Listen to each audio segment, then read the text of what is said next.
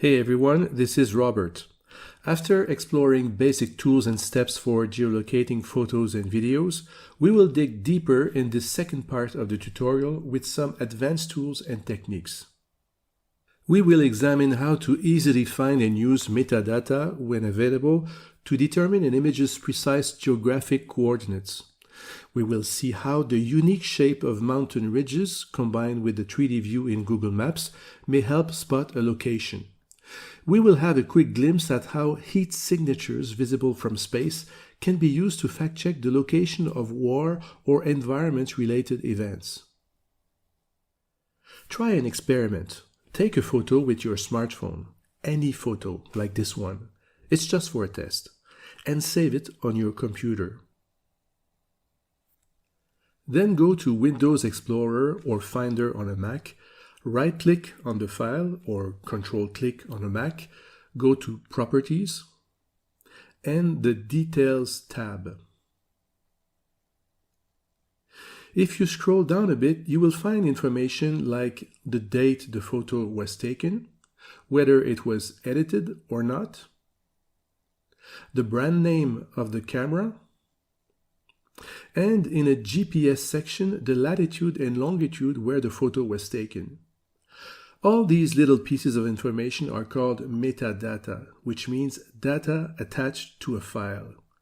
When you take a photo with your smartphone, you don't just take a picture, you create an image file with metadata. Here, the GPS metadata looks like this. We could try to write those numbers down and enter them in Google Maps, but it would take time and you could easily make mistakes. So, what can we do? First, if the photo is offline, if you received it by email or through WhatsApp, for example, and if you're on Windows, I recommend using freeware like IrfanView. It can be downloaded at this address. After you open the photo with it, click on Image, Information, and EXIF Info. EXIF is a standard for metadata related to images and videos. Now, if you select Show in Google Maps, you will be brought to the precise location where the photo was taken according to the metadata.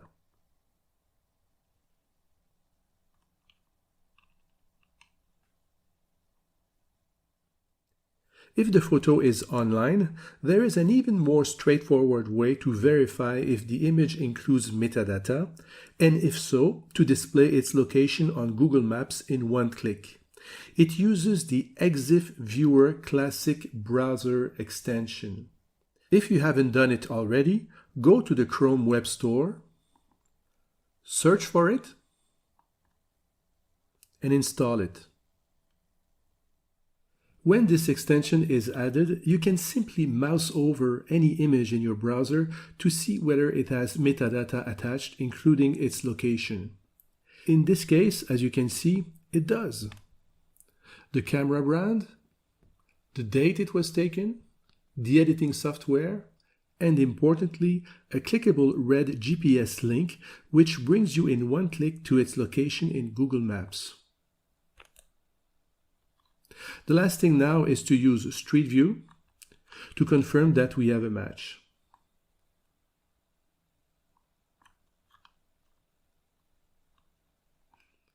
I compare both images and we do have a match. Now a word of caution. Metadata is not a miracle recipe for geolocating images. In fact, search engines and social platforms have systematically erased all metadata from their services for years now, and for obvious reasons of privacy. Any photo on Facebook, Instagram, or other social networks will not include this information. However, if you do a reverse image search on an image on a social platform, you may find that it was initially posted on a website with its GPS coordinates still attached. So, be creative and persistent. Geolocating with metadata is one technique among others. Use other tools and techniques when it doesn't work. When you open a location in Google Maps, you see numbers in the left panel. Those are the latitude and longitude of the location you have searched for. The latitude measures how far a place is from the equator, with 90 positive degrees separating it from the North Pole and 90 negative degrees in the southern hemisphere. The longitude measures how far a place is from the Greenwich reference point just outside London, with 180 positive degrees going east to the other side of the planet and 180 negative degrees going west to meet at the same point. As shown here, those GPS coordinates can be expressed in the sexagesimal format.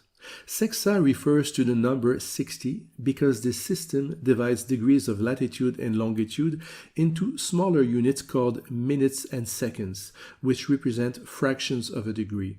So here we have 34 degrees, 4 minutes, 19.6 seconds north, 118 degrees, 5 minutes, 59.8 seconds west. When you can, I advise you to always use the much simpler decimal format we are more familiar with. When you right-click on any location in Google Maps, like here, this menu pops up and you can copy its decimal coordinates in one click. Now let me briefly introduce two more advanced techniques. Let's say you stumble upon this photo. You want to know where it was taken. You right-click, search with Google Lens. You find two results and click on the first one. The article from an American military website includes several photos and mentions that they were taken during an exercise with Albanian forces in a place called Bize in Albania.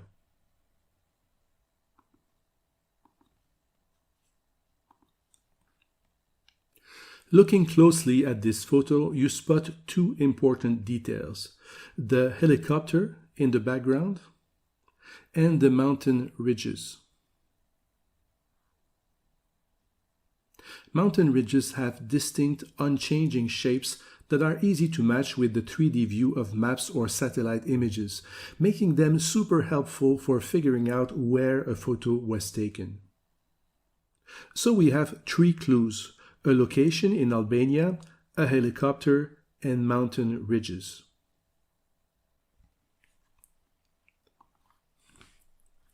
I go to Google Maps, enter Bize, Albania, and activate the satellite view. I make sure that the place is surrounded by mountains, so I activate the 3D view on the right-hand side, and I zoom in, and I tilt the view, and I see that indeed there are mountains.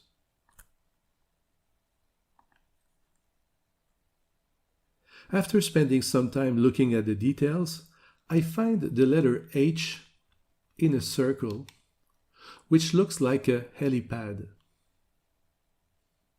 It is just by the side of what could be military barracks. I activate the 3D view.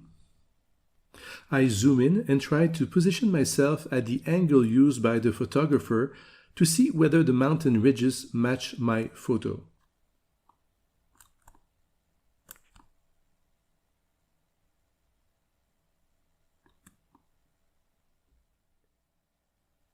After a while, I come to this 3D view that seems to be a match for my photo.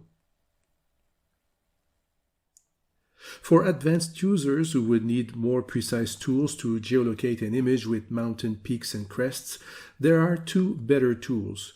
You can download and install the free Google Earth Pro and activate the terrain layer, or even better, use the PeakVisor smartphone app or website. Finally, a little known yet powerful way to geolocate and date events that may involve the emission of heat, such as forest fires, or, for the purpose of this exercise, war. A news article mentions that in the last days of January 2016, 50 people were killed and their village burned down by Boko Haram militants in Nigeria. This village is called Dalori and it is close to Maiduguri. I want to verify whether something like this happened there and confirm a date. First step, I look for a place called Dalori close to Maiduguri in Nigeria.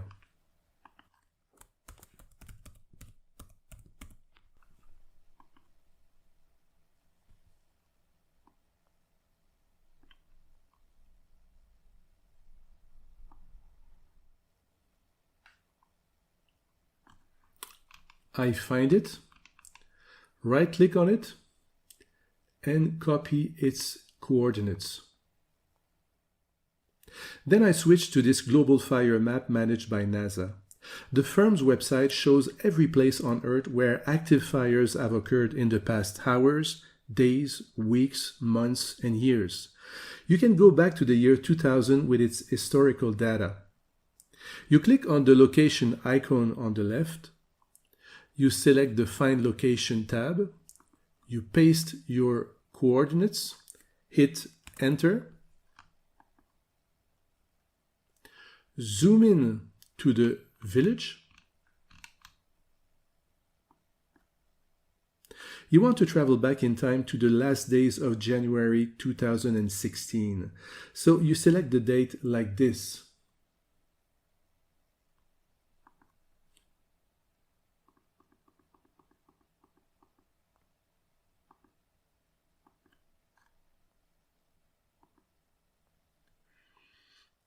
Now you have a time slider at the bottom of the screen. Make sure the time frame is set to 1 day and move it 1 day at a time like this.